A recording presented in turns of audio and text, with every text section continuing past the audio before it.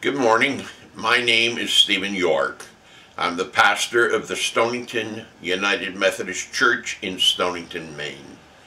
This morning I'm preaching on Mary Oliver's poem, Wild Geese, and particularly a line out of that poem, finding your place in the family of things.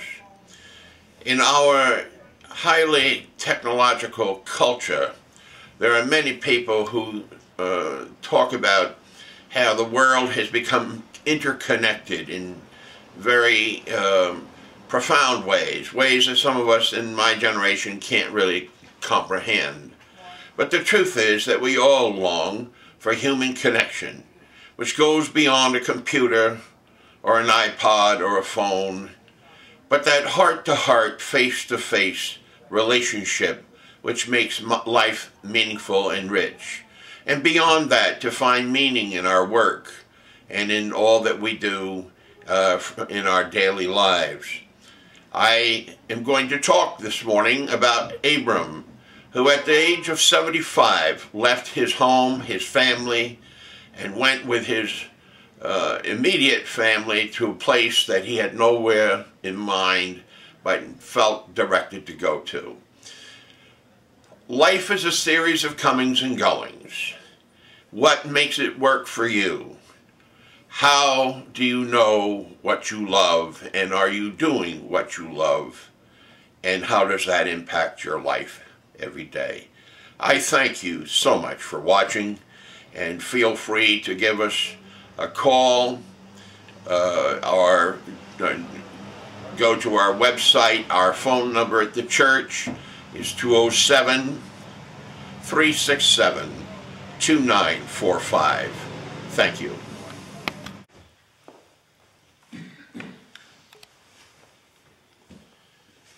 I'm preaching this morning on the subject, Wild Geese, finding your place in the family of things. I want to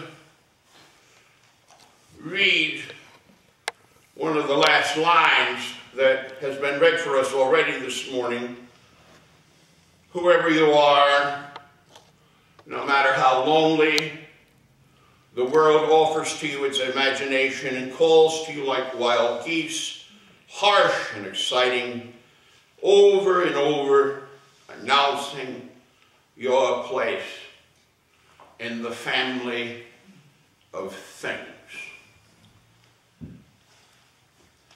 In the text that Nancy read from Genesis, the 12th chapter, it is a short but important beginning to what really consumes almost the rest of the Hebrew Scriptures. It is the story of Abraham being told to leave home and to take his immediate family and to go to a place, to a land that God would show him. Now, I just want to say for the record that he was not 18 or 20, he was 75. And so much of what has happened in the Old Testament following that beginning short story is the search for a place, for a home, for Abraham and his descendants.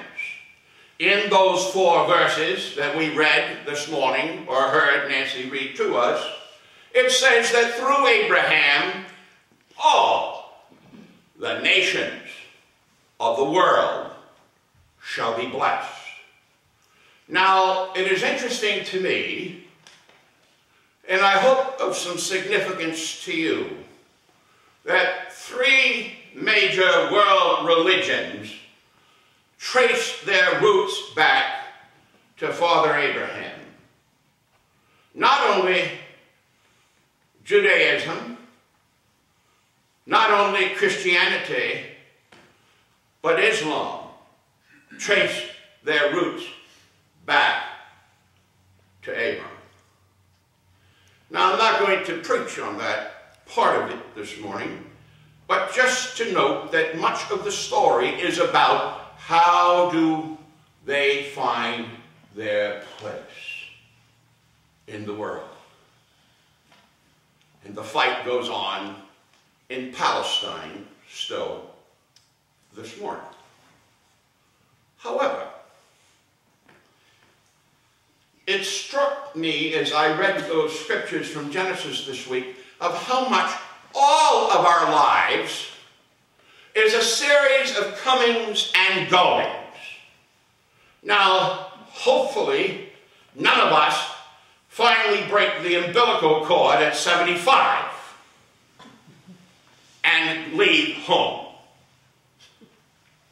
But Abraham was 75 when he left. There is a great line from George Eliot's writing.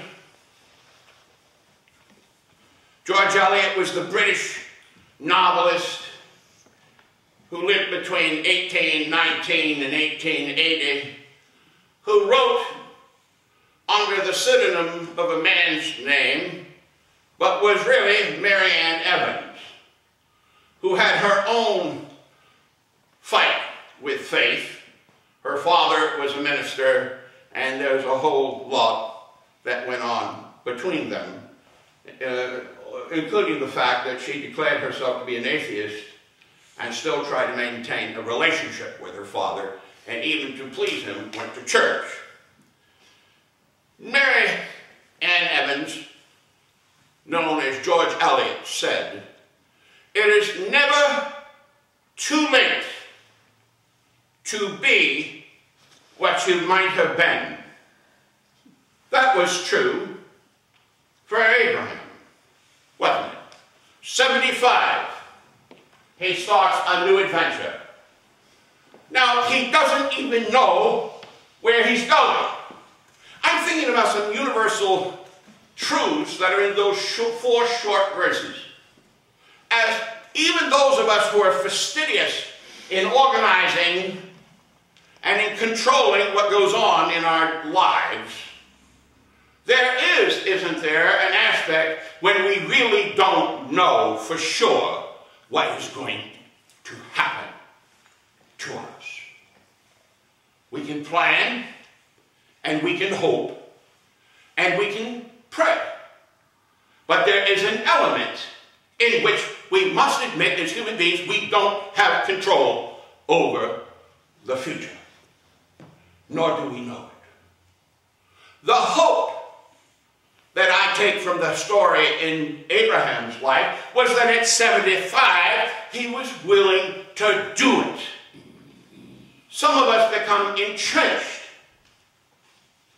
in our familiar surroundings, and the leap of faith and risk-taking becomes reduced. We don't always want to take chances. Abraham took a chance. George Eliot said, "It is never too late to be what you might have been." And that is the hope of the gospel. So, what do we say to ourselves as we hear the wild geese calling us to migrate home? Where is home? How does one define home? On this island, there is the question that perennially comes up if you've been here more than 5 minutes. Are you from where? Now, do you honestly believe that the person who asked that question doesn't know the answer? On this island? You've been here for 5 minutes and they ask, are you from away? Do you really believe they don't know?